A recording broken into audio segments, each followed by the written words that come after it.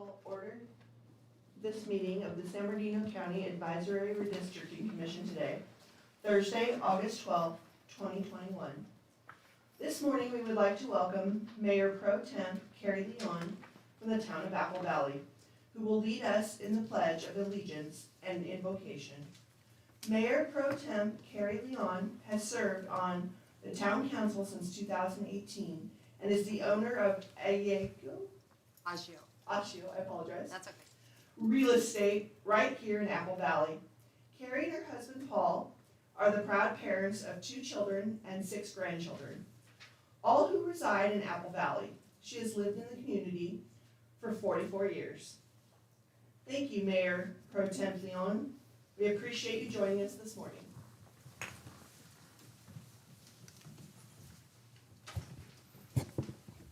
Thank you for allowing me to be here, and I believe we're going to do the Pledge of Allegiance first, so please join us in the Pledge of Allegiance. I pledge allegiance to the flag of the United States of America and to the republic for which it stands, one nation, under God, indivisible, with liberty and justice for all. Now we'll do the invocation. So, Lord, we welcome you among us today and ask for guidance to help us to engage in meaningful discussion, and we pray that you open our minds, spirits, and hearts so that we may make decisions for the good of all. We ask that we challenge each other to reach higher and farther to be the best that we can be. May we be productive and respect each other, and Lord, continue to remind us that all that we do here today, all that we accomplish is for the best of all in the county. Bless this meeting today and all those who are present. Amen. Thank you. At this time, we would like to take roll call of the commission. Madam Secretary, Ms. Monell. Thank you, Madam Vice Chair. Thank you, Madam Vice Chair. If you could please respond with present. Judge Davis. Vice Chair Nakim. Present. Judge King. Present. Commissioner Crutchfield. Present. Commissioner Little. Present. Commissioner Basley. Present. Commissioner Jernigan. Present. Commissioner Anderson. Present. Commissioner Shannon. Commissioner Reynolds. Present. Commissioner Hazlett. Present. Commissioner Wilson. Present. Thank you, Madam Vice Chair. We have a quorum. Thank you, Ms. Monell. That concludes the roll call. At this time, we will review and move to approve the July 26th meeting minutes. Do we have any requests to speak? No, Madam Vice Chair. No, Madam Vice Chair, we do not. Thank you. Thank you. Do I have a motion to approve these minutes? So moved. Second. Can you please state your name for the record? Yes, Pamela King. And the second? Commissioner Crutchfield. All those in favor, please say aye. Aye. Opposed? Hearing none, the motion carries to approve the July 26th meeting minutes. At this time, we will review and move to approve the proposed revisions to the commission meeting calendar. Do we have any requests to speak? No, we do not. No, we do not, Madam Vice Chair. Do I have a motion to approve the calendar? So moved. Please state your name for the record. Commissioner Jernigan. Thank you. Do I have a second? I second. Thank you. Judge King? Yes.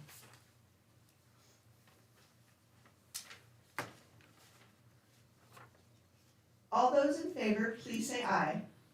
Aye. Opposed? Hearing none, the motion carries to approve the proposed commission meeting calendar.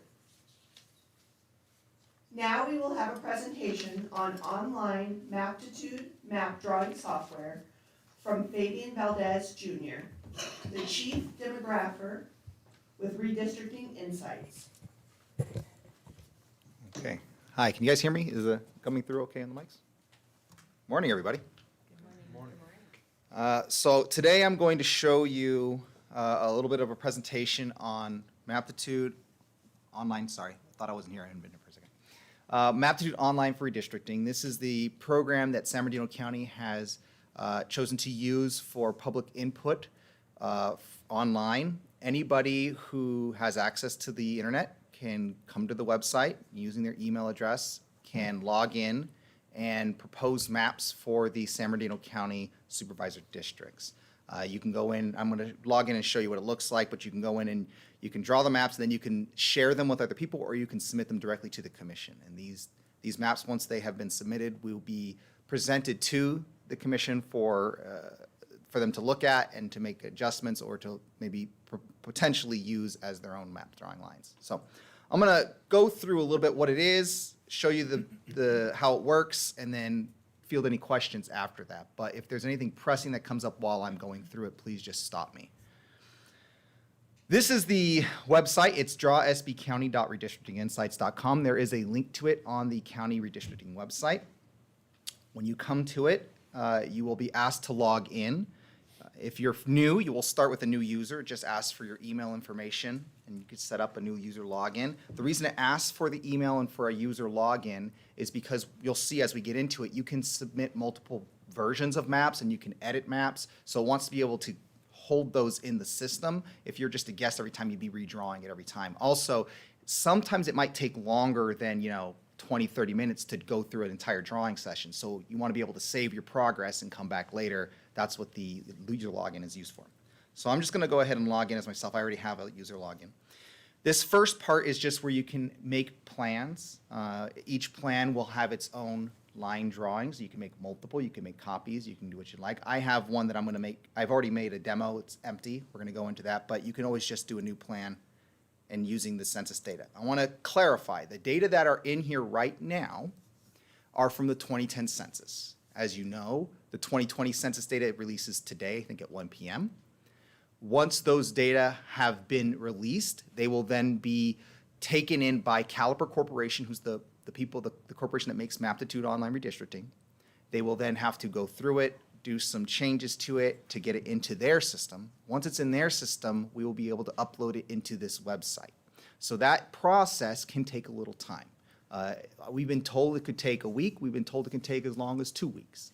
Once we have those data and they're correct and we've looked at them, we've done quality control, we will have that loaded into here, and then we will be able to start drawing districts with the 2020 census data. Today you're going to see 2010 census data, so the numbers will be off, but I just wanted to kind of let you know. Also, when we're logged in, you're going to see a lot of different lines that are related to the 2010 census. So this is, like I said, older data, but it's used so you can see what it would be like and you can get started on the program. Once you've created a plan, like I said, you come in and you could open your plan up, and it's going to bring you to the actual drawing website. Now, I have it loaded up just in San Bernardino. You can see it's just the county. You can zoom out. You can see the whole county. You can zoom in. There's a few different tools. I'm going to go over what these all are on the boxes. First, up here, you have the zoom in and zoom out, which you can use to pick an area to zoom into or zoom out. You have the hand tool, which allows you to move the map. There are 4 boxes in each corner. These boxes hold different parts of the legends, essentially. The first one is the layers area. You can see what each of the layers are that are showing on the map and what the icon that is identifying them is. So you can see in here the zip code layer, the census block layer, the river layer, and these types of things. As you zoom in, the layers become more apparent.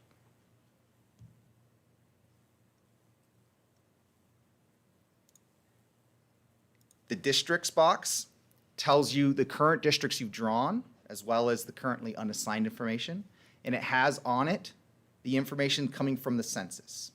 Currently, these are 2010 numbers, so it's going to look weird because it's 10 years old. But these information will be updated with 2020, and we're going to change it up a little bit so it doesn't have quite so much. It can be a little confusing for people.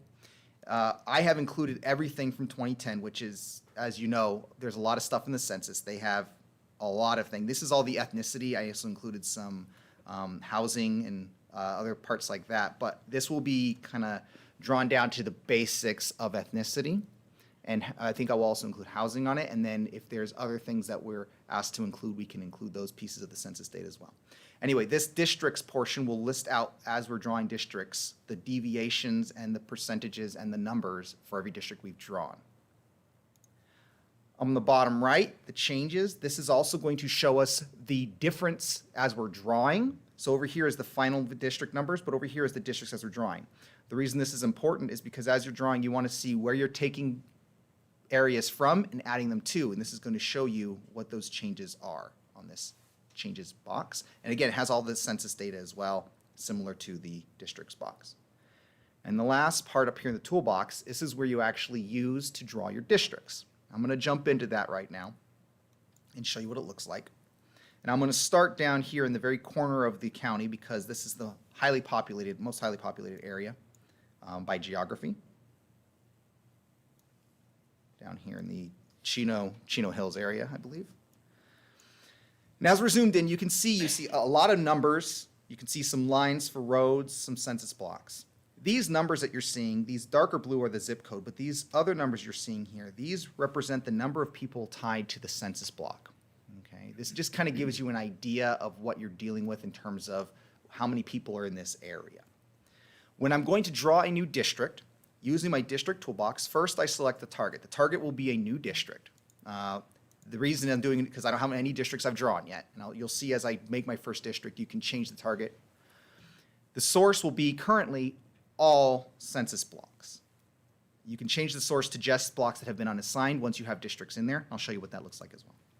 And then lastly, I can select how I'm going to choose these blocks. You have the simple pointer tool. The pointer tool, you just click.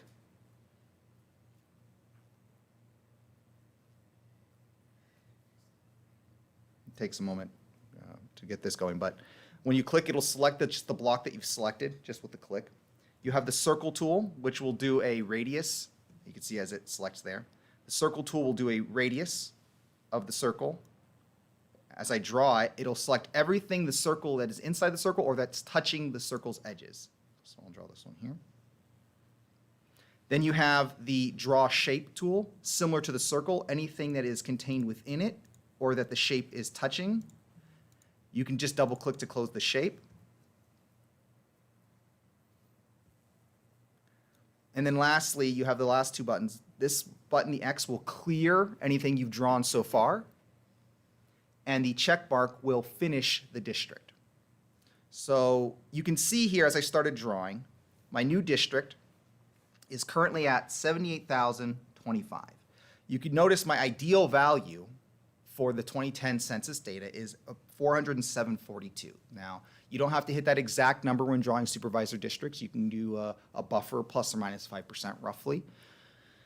But this is the ideal that you want to be going for. The deviation here is basically how much more I have to go, or if I'd gotten too big, how much more I had to get rid of. And you can see what that percent is if you want to know what that percent is. So I know I still have quite a ways to go. I have to get to around 407,000. I'm only at 78,000. So I'm just going to use the circle to draw a few more areas in.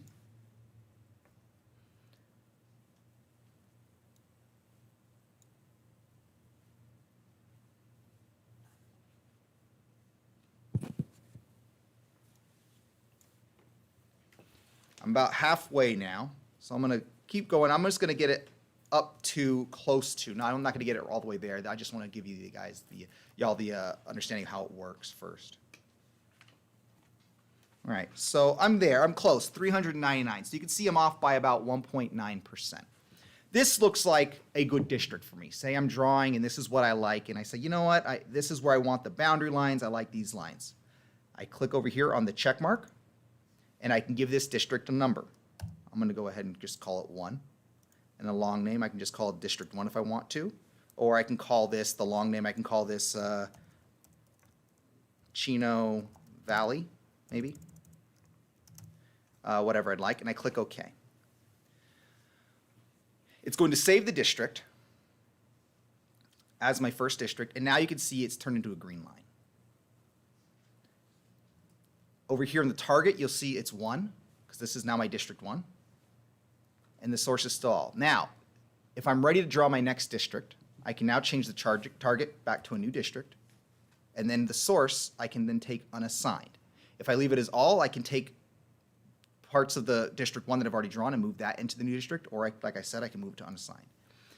When doing this, I'll be able to now draw my next district. And again, same thing as I did before. I just come in and draw the areas that I want to add to my new district. I'm going to just save this just so we can have a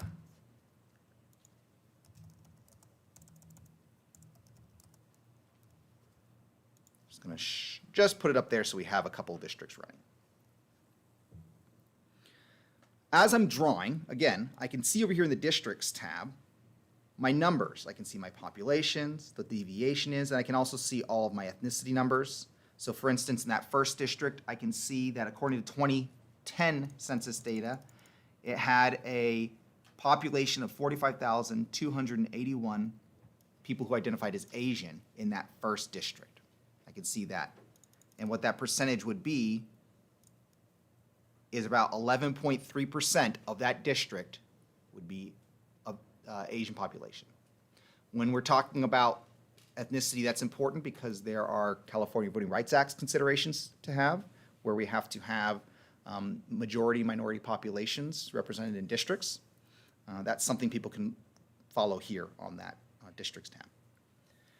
Lastly, if I wanted to make some edits to my district, say I've been drawing and I say, you know what, actually, I really want Ontario to move over there with the Rancho Cucamonga area. I don't like this line here. I want to change that a bit. I can come in and I can change this line by simply changing my target and my source. So now I'm going to be taking things sourced from District 1 and I'm going to be moving it into District 2, and it works the exact same. I just come in, use my circle, or your pointer, or your draw shape tool.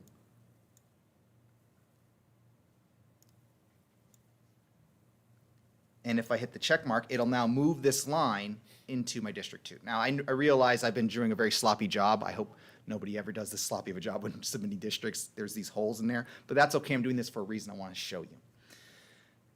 Once I've gotten to a point where I've drawn either the area I want or I've drawn the districts I want, I have up here some different options. The reports option will give me a population summary and measure of compactness. It's using a REOC compactness, which is showing how well a district fits in a circle. I also have plan integrity.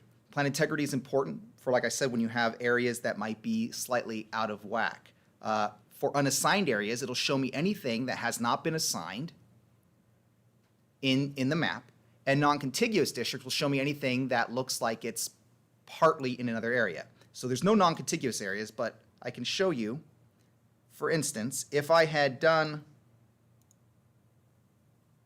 this little census block, and moved it from 1 to 2, I now have this part of 2 sitting way over here. That is a non-contiguous district. It doesn't actually meet up with its brethren over in the other side over here. So if I were to show it, now I can see it has this non-contiguous area. I can double click and it takes me right to it. And I know now, oh, this little precinct is off. It says it's 2, but it should be, it's over in 1, so I can change that there by moving it from 2 to 1 and then taking that area and putting it back in if I wanted to. And then I can just check, and it'll move it back from 2 to 1. Lastly, up here, you have find. This is for addresses if you want to find a specific place. Print map will allow you to actually print what you've done. And then email, share, and submit. These are for when you're finished with your plan and you're ready to move on. You can email it to yourself or others. You can share it with anybody else using the system. So you can click share plan, and then when you log in as a new user, you can see people who've shared plans. And then you also have submit. And when you submit a plan, this will send it to the map support email, which will then we monitor and we will be able to take and present to the commission as a submission from the public. There is a space in here for a little bit of information when you're doing a submission to the final work you've done.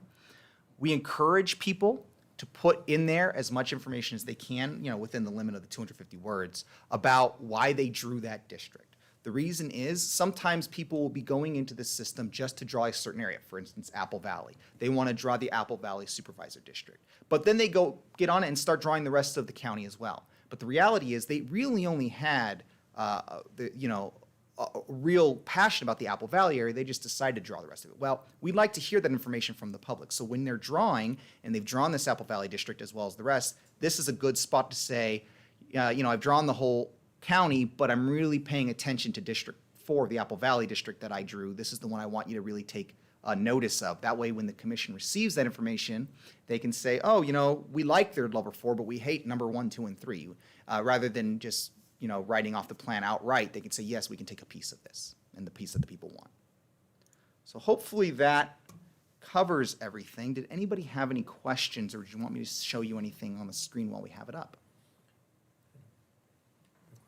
Yes. Tell me a little bit about the census blocks, or census cells, or what did you call them? Census blocks, yes. So because it looks like when you draw a circle that it automatically, makes it jagged and includes certain blocks or not. Mm-hmm. How are those census blocks formed, and are they splittable or not? That's a great question. So the census actually is the one, the U.S. Census, United States Census, they're the ones who actually designate the block shapes. And every 10 years, they will draw block shapes. In California, 10 years ago, in 2010, we had, I think, over 750,000 blocks in the entire state. This census cycle, the census has come in and redrawn some of those to make it smaller, more compact. So for instance, we had freeway medians would be a census block. Nobody lived there, but it was considered a census block, outright by itself. They've since gone through and cleaned some of that up. So we have fewer census blocks now, but those are shapes that are identified by the U.S. Census. So they're the ones who make those blocks. The question about if it's splittable. We do not recommend splitting census blocks. This program will not let you do it in this format. The reason we don't recommend it is because then you're guessing on how many people are in a block area. A census block is designated by the census of having X amount of people in it. So they say this census block has 100 people, X amount are this age, this ethnicity, this gender, what have you. If you split that block yourself, you won't have a good understanding of, well, how many people live in one side of the block and the other side of the block. Because the census doesn't tell you that. They just tell you in the block. So we highly recommend not splitting any blocks, and this system won't let you do it as it is right here. Do we know how they came up with the blocks? They typically do it by area. So they'll take street lights, street areas, this is a block area, and they'll put it in a square or some sort of shape. Blocks aren't always square. They're usually squared off, but sometimes they're jagged. Sometimes they follow river lines. Sometimes they follow street lines. It depends on how they decide to draw them. Typically, they try not to make blocks over a certain size. So they don't want a census block of 15,000 people, for instance. That'd be very difficult to manage. They try to keep them smaller in size, 1,000 to 2,000 max, and then you can then select those blocks in this system. I should mention also that blocks aggregate up. So you have blocks as the lowest level, and then they take a group of blocks and they match those together, and that's called a block group, which is another kind of designated line. And then they take a bunch of groups and they make that a census tract. And that's multiple census blocks kind of lumped into a census tract. And census tracts can be rather large in geography. So that you can split tracts and groups, but not blocks. Yes, that is correct. Okay. And then, when you zoomed in, my glasses back on, there's some that are pretty small, 75, 93, but those aren't census blocks, or are they? These are census blocks. You can Yeah, actually okay. see, and I can select one here. So you can see. Oh, I'm in the wrong one. Here, let me put it to there you go. So this is a census block, and you can see what it looks like. This one just happens to be the shape of a city block. But you can also see that number in there, 0. There are 0 people who live in this census block. This could be a commercial area or a factory or something of that nature. Right next door, you have this block. There are 34 people who live in there. So these blocks are all pretty small. And typically, like I said, blocks tend to be pretty small. But over here we have a census block. And you can see it's bounded by this street area. I'm going to select it so you can see it. This census block, it's actually pretty large. It kind of goes all the way over. And this census block actually has 1,100 people in it. Now, this could have an apartment building, could have multiple apartment buildings, it could be a mobile home park, it could be many different things. I'm not sure, just I don't know this area of Ontario. But whatever it is, there are at least 1,100 people living in that block according to 2010 census. Now, when 2020 comes out, this block, if it's still the same shape, you'll be able to kind of do an apples to apples comparison. But like I said, the 2020 census block shapes have changed slightly. So the 2020 may be bigger blocks, like you said, instead of just 63 or 49. Likely the size of the population in these blocks is going to be relatively similar. They're not going to start making, like I said, 15,000 person blocks. They're still going to be pretty small in terms of how large they get. They try not to get over a certain number, just because when you're drawing, especially for congressional districts, when you're drawing in congressional districts, those have to be literally equal in population down to the person. And if you only have 1,000 person blocks, it's very difficult to make everything equal. So they have to have blocks that are certain sizes. Great, thank you very much. Absolutely. Thank you, Commissioner Gazelle, for your comments. Mr. Valdez, thank you for your presentation. Do you have Do one more question. Okay. Yes. Commissioner. Yes, Pamela King. Is there a tutorial online, or do you have one that you've prepared? So that we Yes, can go there- back through this again? It's a great question. We have kind of a really quick and dirty, I call it, 2-minute introduction to the system. It's on the county website. You can see the video there. Also up here in the top, you have the help section on the top right. And the help section brings up easy how-tos and what to do to draw your districts. Are there any other Yes. questions or comments? This one, Yes. Commissioner Jernigan. The ideal value, how is it determined? Great question. So the ideal value is based on what the population of, for instance, San Bernardino County, the population of the county divided by the number of supervisor districts we're going to have. So if we have a population of 500,000 in the entire county and they need to have 5 districts, the ideal value would be 100,000. Thank you. Do the commissioners have? And it's a 5% variance? Typically, the law allows for you to be plus or minus. They realize you're not going to get it exact with supervisor districts. They understand that. So typically, they allow plus or minus 5% with, and it not being really challenged by the courts. They'll allow that. You want to get it as close as possible within reason, but your total deviation that you're allowed is about 10%. So that means if you're 8% over in one district, you can't be more than 2% under in another, because the total deviation is 10%. So we usually say 5% either way. When I'm drawing districts myself for other localities, I tend to try to go 2.5 over or under, just because it keeps it more compact and you're not stretching it. However, with VRA considerations, oftentimes you have to stretch that number further in order to make sure you're representing the populations you need. Do any of the other commissioners? Yes. Sorry, a few more questions. Can you go through the changes, the headings, I guess? So, I understand ideal value now, and then deviation from that ideal value, percent deviation. But then, white is pretty clear, but what's change white? Oh, right. So as you're changing a district, basically what you're seeing here is what I have selected. This changes box is only representing, this number here is what I have selected in my map. So these little areas right here, that represents the 1,242 people. So what does that change? That means it's 1,242 people that I'm adding to District 2 that I'm taking out of District 1. You can see adding and subtracting. And so how many white population is that? That's 572 white population out of that 1,242. And it's minus 572 from District 1 where I'm adding it. And you can see what that population would be if I were to do it, the percentage of that district, if I were to do it that way. Does that answer? Yes, yes, Excellent. thank you. Do the commissioners have any other questions or comments? Okay, do we have any requests to speak? No, Madam Vice Chair, we do not. Thank you. At this time, thank you, Mr. Valdez, for your presentation. At this time, we will call for general public comments. Do we have any public speakers? No, we do not. Thank you, Madam Chair. Thank you, Ms. Manel.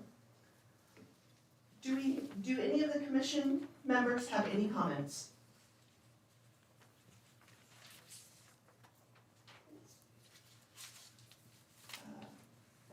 moving on, Madam yes, I'm sorry, Chair, Judge I King? apologize. I just wanted a little bit of an explanation because the changed meeting dates included about 4 or 5 different changes. Is staff planning on pursuing any further changes in terms of having more evening meetings, or is this the end product of all the efforts? Okay, we'll give Ms. Williams a moment.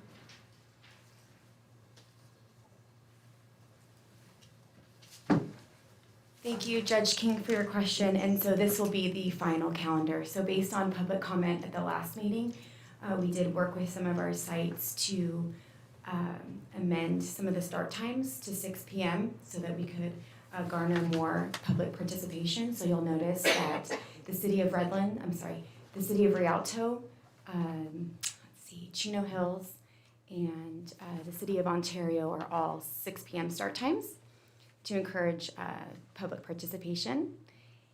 And also November 2nd was added to the City of Ontario upon suggestion by the commission. Thank you.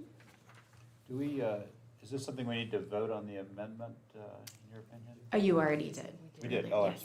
sorry. Yeah. But there should be no further changes.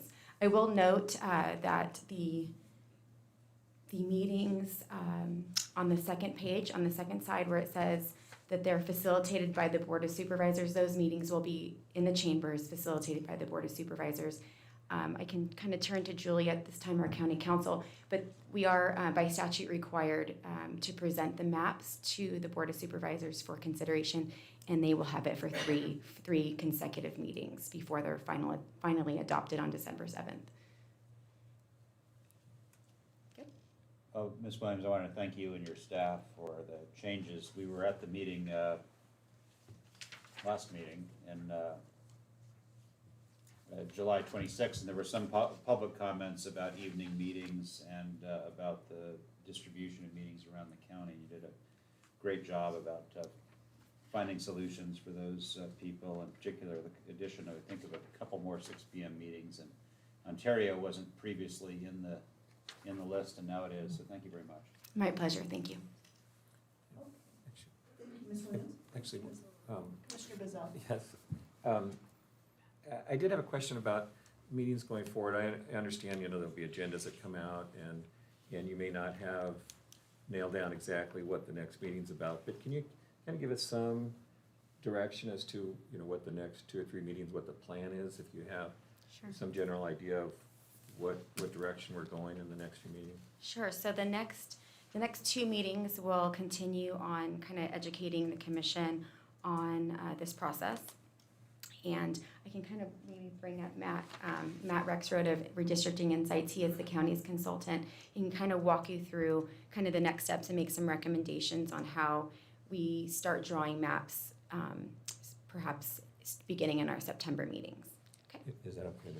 Yes, please. Okay. I'll turn it over to Matt. Thank you. Thank you. So yeah, it's kind of interesting that we're having this conversation today when census data all comes out. In redistricting purposes, it's kind of like the Super Bowl begins today as all this data finally comes out at 1 o'clock today from the federal government. But we need a little time to be able to, as Fabian mentioned, to be able to put this into the system, and probably most importantly, double check it and make sure it's right. There's some differential privacy issues that may be involved, and maybe some of you have read about that. Basically, it protects the privacy of individual people. As Fabian was going through his example up there on the map, when you start talking about census blocks where you might have 1 or 2 people, we need to be able to protect the privacy of those people so you can't extrapolate out. And now with so many private vendors regarding data, it would be possible to actually identify who those people are. And so the Census Bureau has made privacy a very important part of their mission, and so they have what's called differential privacy, where they introduce some noise into that data. So we need a little time to be able to take that apart. But in direct answer to the question, we will be able to start displaying real census data to you, maybe not your next meeting, but the one after that, where we should be able to show that up on the screen and be able to do that. But the real purpose of having meetings around the county is to allow people from Apple Valley or Hesperia or Ontario to be able to come in and be able to comment on districts. And so you're out there, we're walk you through this process and be able to get you more information from people and groups who are particularly interested in redistricting. But going around the county, as I understood it when we started this process, is it was going to be an effort by San Bernardino County to have a very open and transparent process, and that you all were going to kind of get on your horses and move around the county to be able to take comments from people and hear what they have to say. I will tell you, in my experience, oftentimes you see a lot of the same people show up at a lot of your different meetings, right? So they'll drive because they really care about redistricting and get involved. The other thing is, I think your turnout in meetings will increase dramatically as soon as draft maps start to go out. That's when people really start to care. And for those of you who have been involved in local government, oftentimes there's lots of debate about, well, even the issue on homelessness, for example. But if you really want a packed local government meeting, put a local government shelter on the agenda where you actually have a map and a location, and that's when people turn out, right? And that's redistricting is not much different than that. That's when they start turning out, is when you have maps. So eventually you'll start receiving maps, and Fabian walked you through the one of the portals to be able for people to be able to submit maps. And when those come out, we'll do analysis for you, but you're taking in information about communities of interest, whether it be keeping the town of Apple Valley whole or whatever communities want to say. We had some people at the last meeting talk about the mountain communities, keeping them together. You're going to hear those themes over and over again. And eventually we're going to have X number of maps. Could be 20, could be 1,000 maps submitted by the public. And we would be able to then advise you in saying these maps would qualify after in consultation with council, being able to say these maps meet the legal requirements of San Bernardino County and these could be adopted. And then at some point, well down the line, and actually it's up to you all as a commission to decide, but the chair after the last meeting was talking about the idea of waiting until you take some testimony, and then at the end, the commission might actually like to say, well, we would like to now come together with a map for the commission to submit after you look at everyone else's. But at any point in the process, you could also go on the portal and draw a map if you wanted to as just a member of the public. But over the course of the next few meetings, we have some more education from different groups to come forward who talk about the redistricting process, but then we really start getting into people start to submit things. But the main purpose of this going around to different communities is really about listening to people and hearing about their views on the process. Thank you. That answer your question, sir? Yes, thank you very much. I want to commend Mr. Valdez and Mr. Rexford on your haircuts. Oh, yeah. You're a fine-looking gentleman, too. Yeah. I have a question, sir. We were originally told September 30th was the likely date that we would receive the data. Yes. So this has been moved up to a month and a half, correct? There isn't anything that's going to happen on September 30th that will add additional data. Okay. Is that correct? Yes, thank you. Let me clarify on that. So the date was originally moved up. When we first talked to you all when we began this process, we expected the data by the end of this month. And so they've moved that date up. It was originally going to be next Tuesday, and then they said, no, we're going to release it today. So we're all set to receive that. But there's two tranches of data that are important to you. The first is the data that's released today, and the other is the statewide database is then going to take all of the data that came today, and they're going to reapportion the incarcerated population back to where they're from.